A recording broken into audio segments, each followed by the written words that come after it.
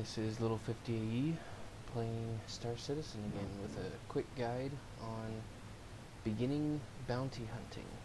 So we'll start off, and how we begin the bounty hunting profession in this game is you'll open up your mobi-glass and you'll go down here to the contract manager.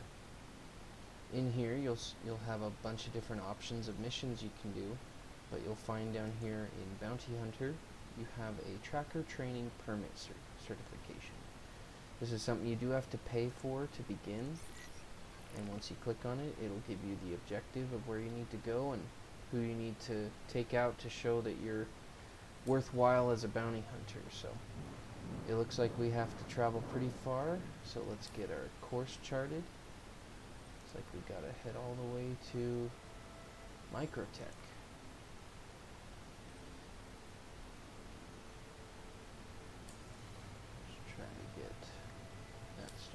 Sometimes the map tends to mess up a bit. Let's try going here.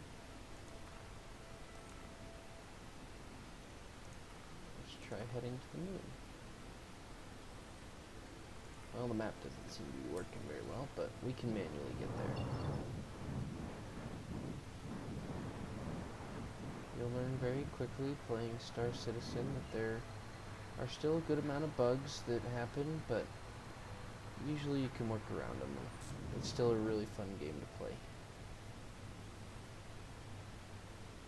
So I'm just going to jump a little bit to that moon to get me out of or get that Crusader planet out of my way.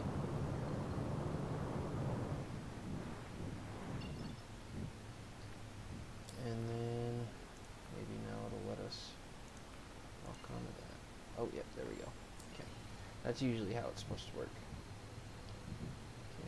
Head to Microtech and take out this Alden, who's wanted for some kind of crime. I think sometimes it actually gives a description. Let's see if it gave one. Alright, accepted missions. Let's see. Okay.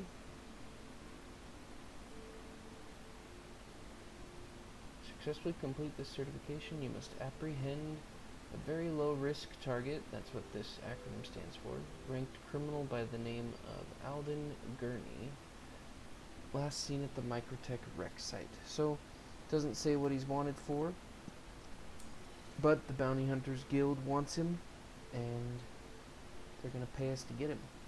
Right now, I'm flying in my Drake Interplanetary Corsair is what this ship's called. This ship's a beast. It's got some heavy weaponry. As you can see, it's got a couple turrets for other gunners, but just with me, I have 4 size 4 guns, I believe. I'm not sure if that's the size on those. And then over here on the wings, you can see that I have a gun up top and then one on the bottom. So I have and those are size 3s, I believe. So this ship has some good firepower just from the gunner, or from the pilot seat. And then if you can get other gunners in there, you got 2 turrets, or 2 manned turrets that each have 2 size 2 guns on them.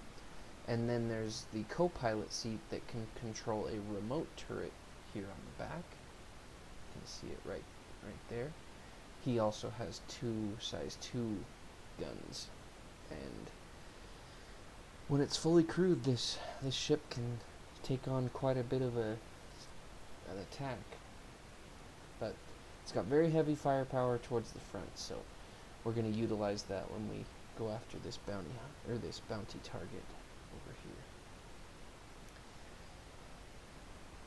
I've adjusted my power settings on my ship. I'll show how I do that again. For me, I haven't changed the key bindings yet, so if you press F8, you can see down on this little screen right here that my power settings have now been equalized. If I press F7, that'll divert some more power to shields, and then if I press F5, that'll divert some more power to my weapons. This will help with weapon cooldown. It helps, especially me, I like to use energy weapons on my ships so that I don't have to worry about ammo.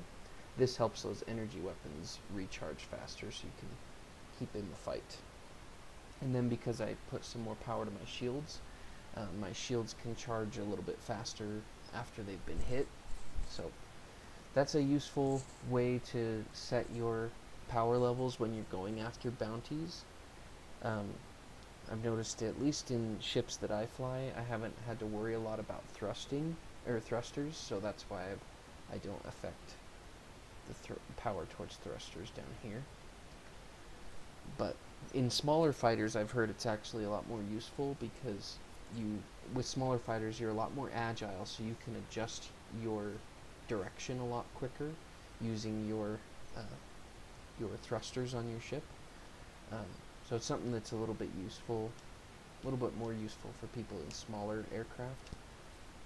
But for me, I have larger ships, and my most effective way of combat, because they're already kind of slow ships, is to try to stay pretty slow and not try to have to turn so much. Usually hit and run tactics are really good for larger ships, but we'll see how long this bounty lasts when we get up in personal with them with these weapons.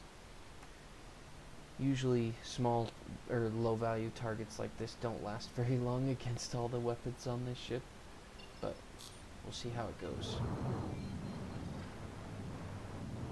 Okay, so let's see if we can lock onto his last location.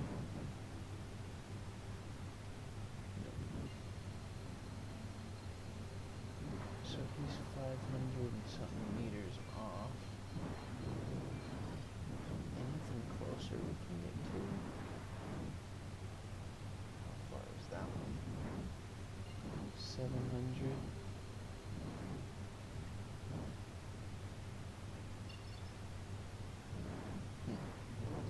Yeah, there's nothing a lot closer, so we'll just head towards this location over here. Maybe try to stop mid-flight to get a little closer.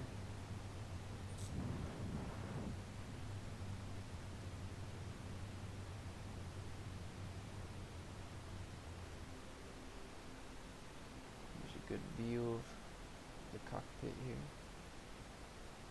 Okay, and we are close. We're going to hit you. That powers down my ship so that I don't complete that flight. We're just going to hurry and divert some power to shields to get those shields regenerated. But this will get us closer to our bounty target. And we'll start heading towards his location. I've noticed a lot recently with some more of these patches that they've made it so it's a lot harder to get to some missions because they want you to take a little bit longer, I guess.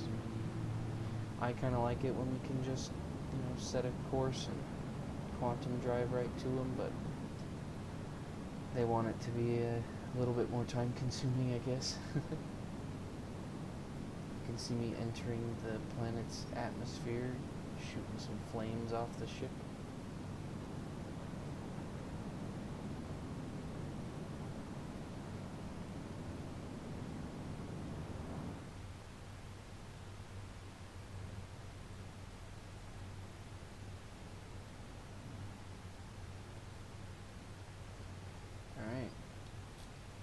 So my guns that I have are all gimbaled, and gimbaled means that you have assistance on targeting. So whenever an enemy is in this circle right here, my guns will do a somewhat auto target onto them. That's the benefit of gimbaled weapons. Some ships have the ability to upgrade their gimbaled weapons to fixed weapons.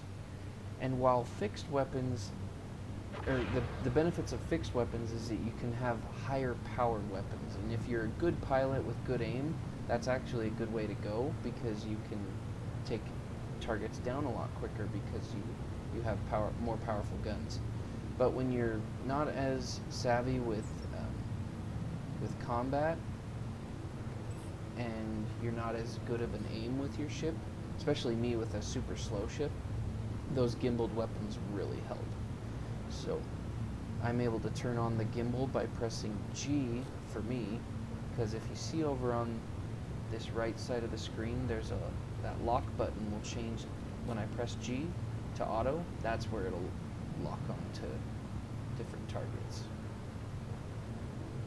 So we're approaching the target's destination. We're going to start to slow down because scanners should start picking them up pretty soon. And you'll notice that that icon just disappeared for a little bit. You have to just keep flying towards them and you'll eventually see where they went. Oh, we got contact. Alright, he's flying a Gladius. That's a pretty good light fighter, but oh, and he has a friend. That one is flying a Mustang. So what we're going to do is we're going to take out that other guy with some missiles. We're going to fire forward. Take this, buddy.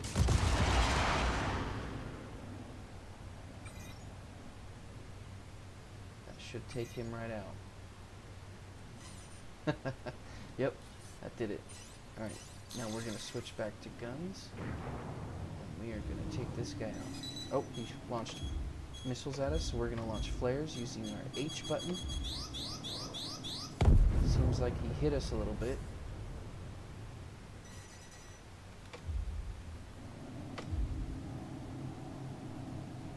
Just launching a couple flares. We're getting in close. Doesn't look like he damaged us because our shields are still good, so. Once he gets within range, we're going to unload these weapons onto him. So he's trying to get close, so we're going to start firing once he gets it within range. Should be right now. Yep, there we go.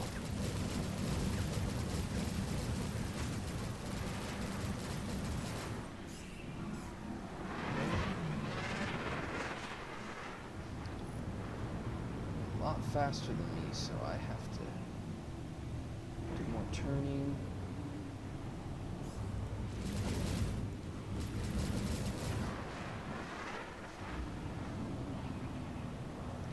Gunners would be a very good help here.